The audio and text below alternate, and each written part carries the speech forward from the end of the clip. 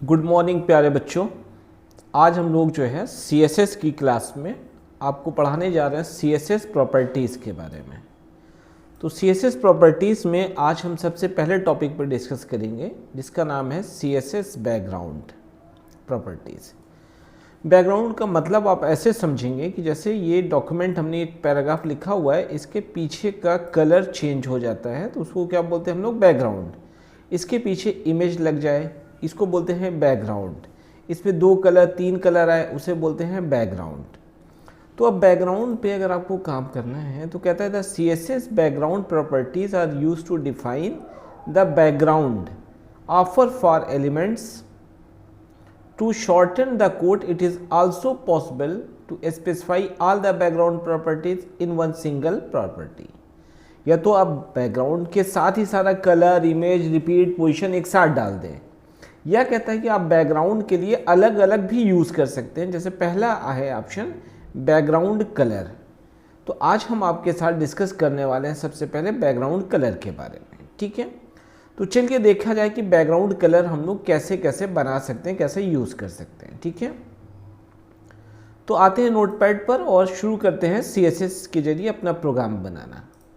तो सबसे पहले यहाँ पे हमने सारी चीज़ें ऑलरेडी लिख रखी हैं, HTML, हेड, स्टाइल, जो आप लोग को ऑलरेडी पता है ताकि आपको ज़्यादा समय वेस्ट ना हो वीडियो देखने में। बस ये सारी चीज़ें हमने तैयार रखी है। हमको मेन चीज़ सीखना यहाँ पे है क्या कि CSS कैसे हम लोग डिज़ाइन करेंगे बैकग्राउंड के साथ। तो एक एक हम ऑप्शन बैकग्राउंड के साथ आपको दिखाने वाले हैं, ठीक है।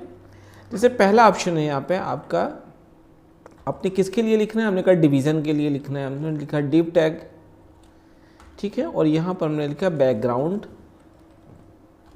और यहाँ पे हमने दिया कलर, और यहाँ पे हमने कर दिया इसको रेड। तो अब आप देखोगे कि एक प्रॉपर्टी मैं कल बता रहा हूँ कि यहाँ बैकग्राउंड का कलर कैसा आना जाना चाहिए, रेड आ जाना चाहिए, ठीक है। फाइल को आप सेव करें, फिर अपनी फाइल को एक बार आप डिफ़ॉल्ट व्यूअर पर चला लें।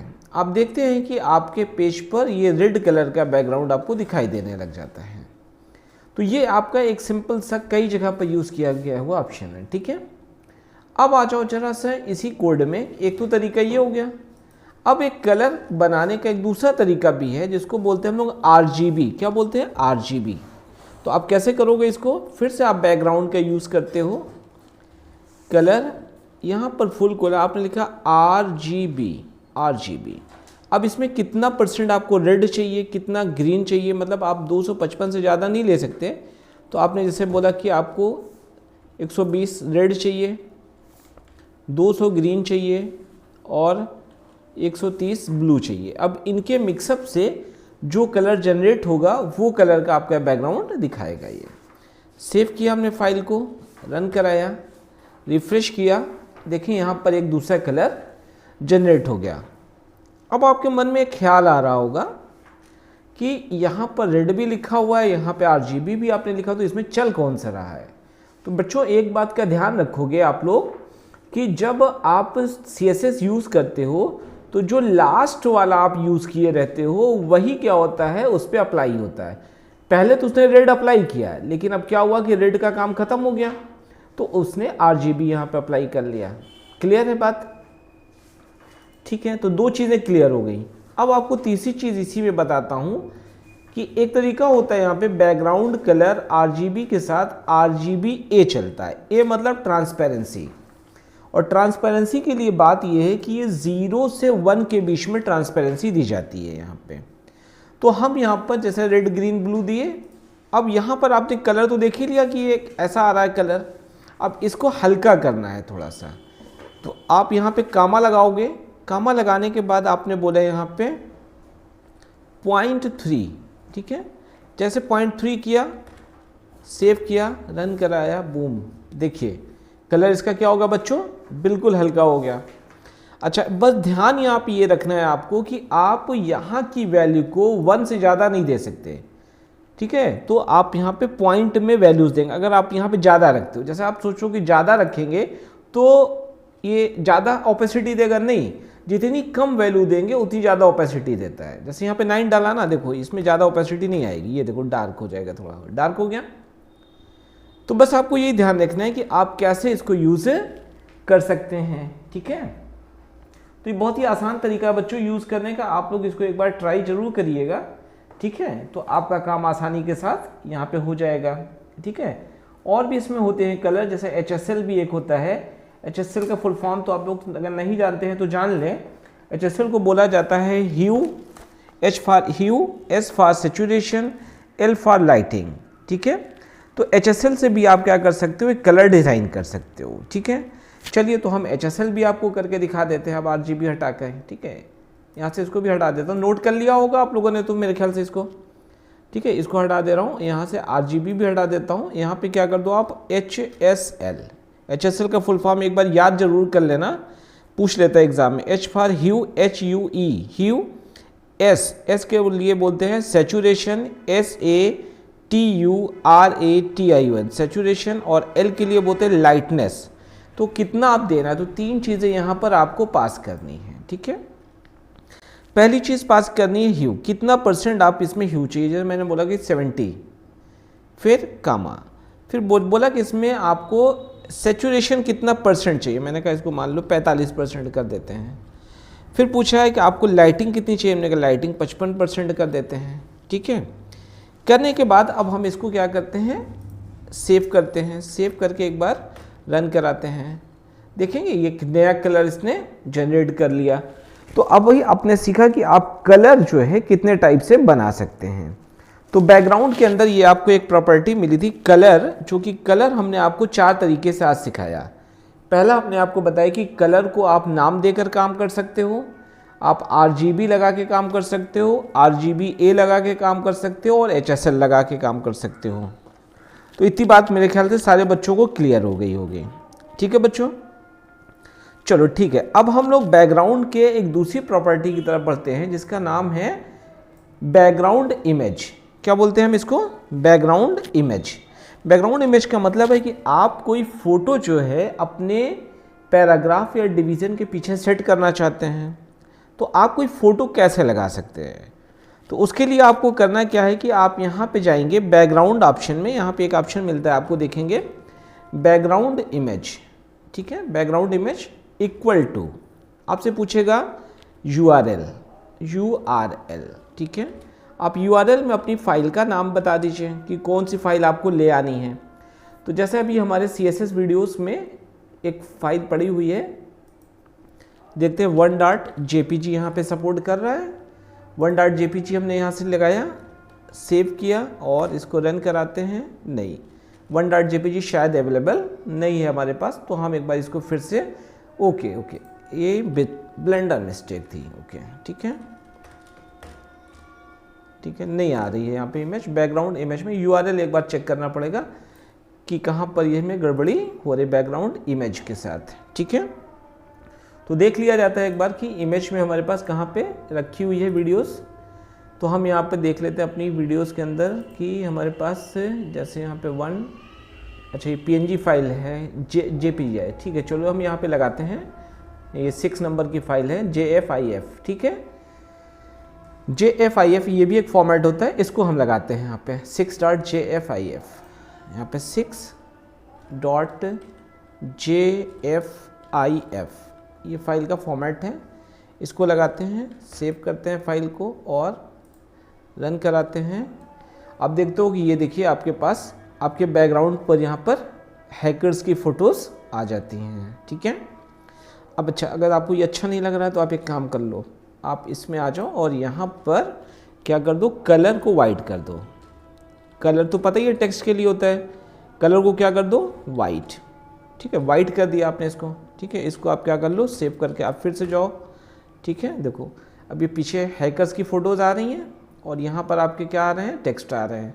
ठीक है, तो कितना आसान तरीके से आपने इस पर फ़ोटो सेट करना सीख लिया। ठीक है, तो आप क्या कर सकते हो, कोई फ़ोटो लगा सकते हो। ठीक है, फ़ोटो लग गई, तो मेरे ख्याल से सब ने लगा लिया होगा बहुत ही आसान तरीके से कोडिंग को, बस URL बताना है, आ जाएगी। ठीक है, अब आ जाओ एक और नया टॉपिक पर, that is linear gradients. Image में एक चीज़ होती है कि आप जैसे 2 कलर या 3 कलर में कोई चीज़ बनाना चाहते हो, ठीक है ना, अपने बैकग्राउंड को, तो आप इसके लिए क्या यूज़ करोगे, लीनियर,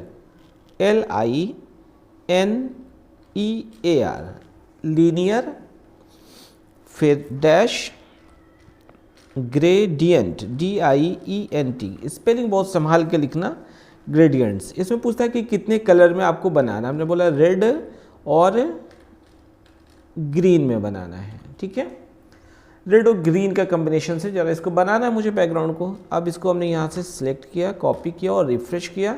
अब आप देखो आपका बैकग्राउंड कितना सुंदर लगने लगा, 2 कलर में, रेड और ग्रीन में 2 कलर में आपका बैकग्राउंड आने लगा, ठीक है। अगर आपको 3 कलर चाहिए तो आप यहाँ पे 3 कलर भी कर सकते हो, रेड है, ग्रीन है, आपने यहाँ पे क्या कर दिया, येलो कर दिया, ठीक है, येलो भी कर दिया। तो अब आप देखते हो यहाँ पे जो 3 कलर का कॉम्बिनेशन बन जाता है। कितना बढ़िया सुंदर लग रहा है डिज़ाइन, आपको अच्छा लग रहा होगा मेरे ख्याल से। तो आप इस तरीके से क्या कर सकते हो, लीनियर कर सकते हो, ठीक है ना, लीनियर हो जाती है। इसी तरीके से यहाँ पे आप और भी चीज़ें हैं, जैसे आप यहाँ पे देखोगे कि एक होता है रेडियल ग्रेडियंट, ठीक है। रेडियल का लुक थोड़ा सा अलग है इससे लीनियर से, ठीक है। तो आज हम आपको क्या बताते हैं, रेडियल भी बनाना सिखा देते हैं, ठीक है। इसको पढ़ा रहने देते हैं, हटाते नहीं यहाँ से, ठीक है। बस आपको कॉपी करते हैं, यहीं से पेस्ट कर देते हैं, क्योंकि अब लास्ट वाला जब लिखूंगा तो पता ही है आपको कि वो अप्लाई होगा, बाकी हट जाएगा। तो यहाँ से आप लीनियर को हटा दो, यहाँ क्या कर दो, RADIAL,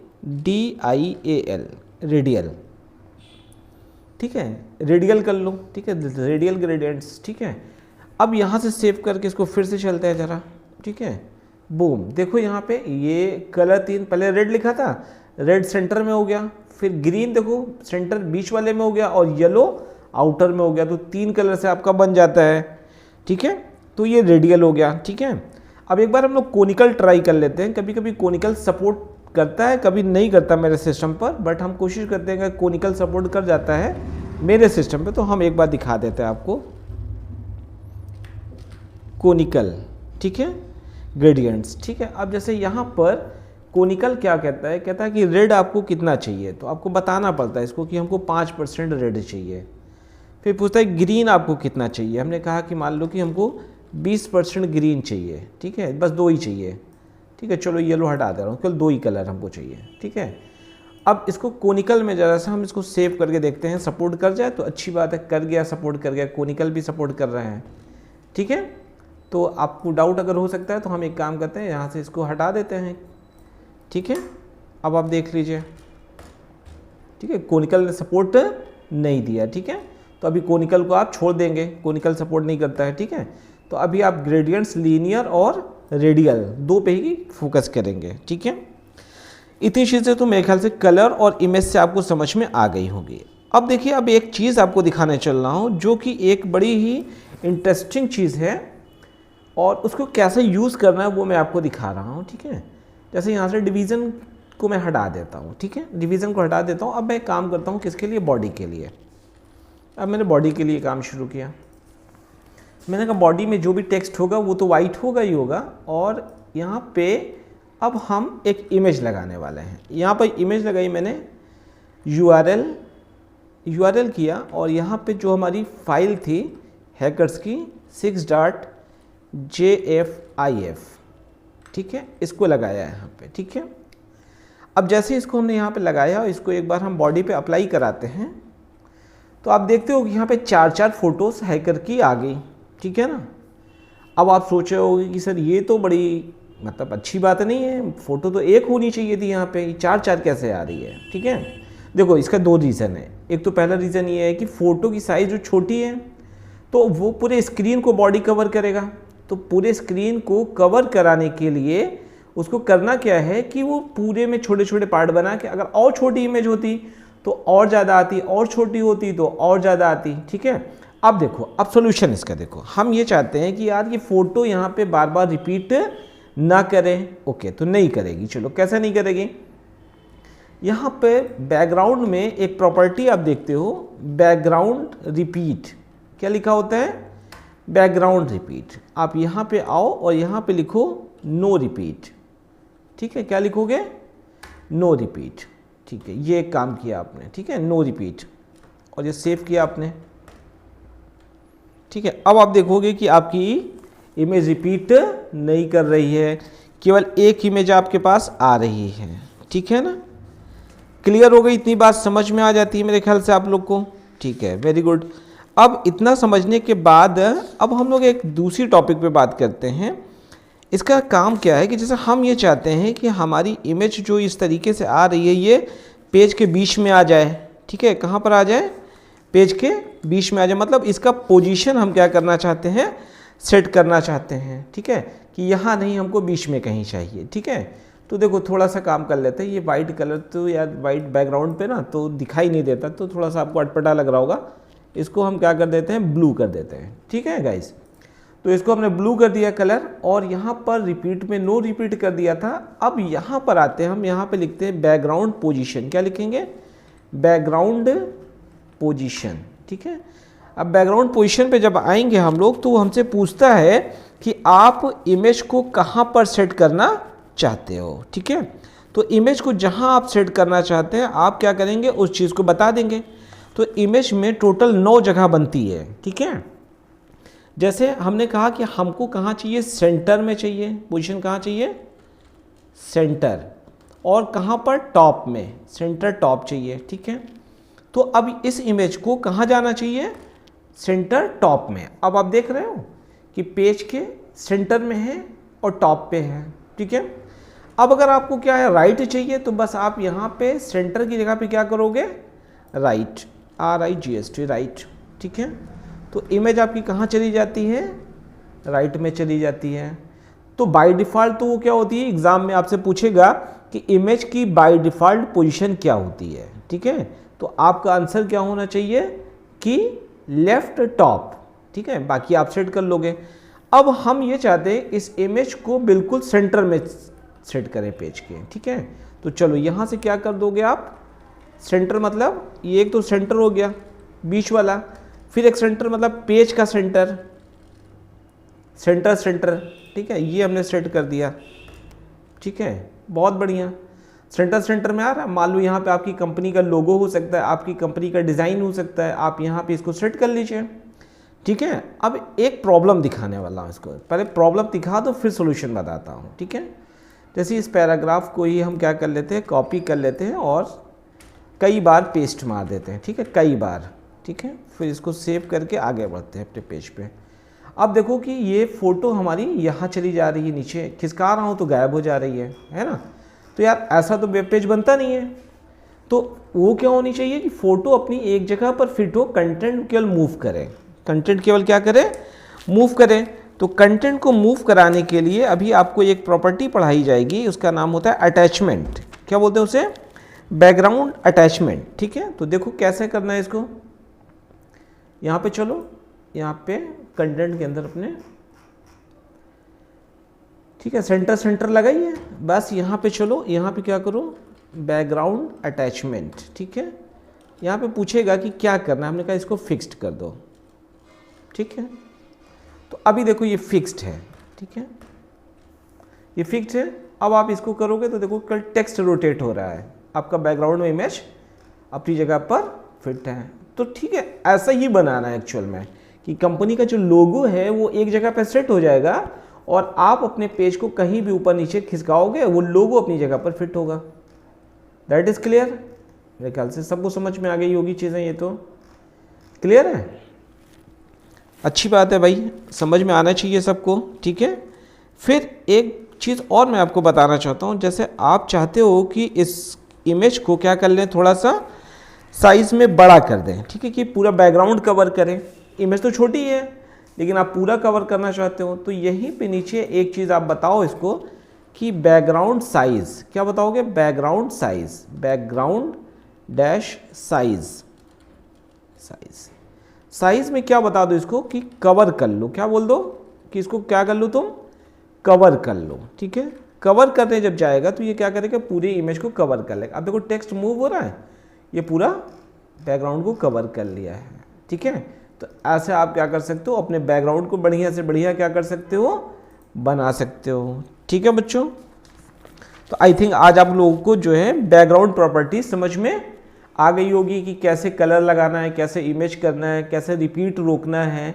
ठीक है, तो ये सारी चीज़ें अब जैसे कि आप यहाँ पे देखोगे तो थोड़ा सा आप भी मेहनत करना है। रिपीट में कुछ प्रॉपर्टीज़ होती हैं, जैसे रिपीट एक्स, मतलब एक्स डायरेक्शन में इमेज को क्या रिपीट कराता है, रिपीट वाई केवल वाई डायरेक्शन में रिपीट कराता है, ठीक है। एक बार मैं दिखा देता हूँ आप लोग को, ये सारी चीज़ें हटा देता हूँ यहाँ से, ठीक है, और यहाँ से आपको सेव करके फिर से दिखाता हूँ। जैसे ये एक इमेज ऊपर कहीं आ गई होगी, ये आ गई। अब हम चाहते हैं ये एक्स डायरेक्शन में रिपीट करें, मतलब एक फुट और आ जाए, तो आप यहीं पे रिपीट पे जाना, इसको क्या कर देना, रिपीट एक्स, ठीक है। तो देखो एक्स डायरेक्शन में वही इमेज रिपीट हो जाती है। आप बोलोगे कि रिपीट वाई, तो अब यही इमेज देखो वाई डायरेक्शन में रिपीट होने लगेगी, ठीक है। देखो ऐसे रिपीट हो रही है, तो ये एक्स वाई हो गई, ठीक है। नो रिपीट कर दोगे तो रिपीट नहीं होगी, ठीक है। तो इसको भी आप लोग एक बार ट्राई करके देख लेना, ठीक है बच्चों। तो आज की क्लास मेरे ख्याल से आप लोगों को समझ में आ गई है। अगर कुछ नोट करना है किसी को तो नोट कर सकता है, वीडियोस में सारी चीज़ें पढ़ी हुई, बहुत आराम से पढ़ाया गया है, एक बार पढ़ लीजिएगा सारे लोग। Okay, thank you. और आप लोग कोशिश करिए कि पूरी वीडियो बेटा देखा करिए और इसको शेयर भी कर दिया करिए, और अपने दोस्तों को भी बताइए जो आपके साथ ओ लेवल कर रहे हैं कि CSS की क्लास करने के लिए आप हमारे चैनल पर आए और वहाँ से वीडियोस देखें, आपको बहुत अच्छी तरीके से समझ में आएगा। Okay, thank you. कल फिर मिलते हैं नई वीडियो के साथ।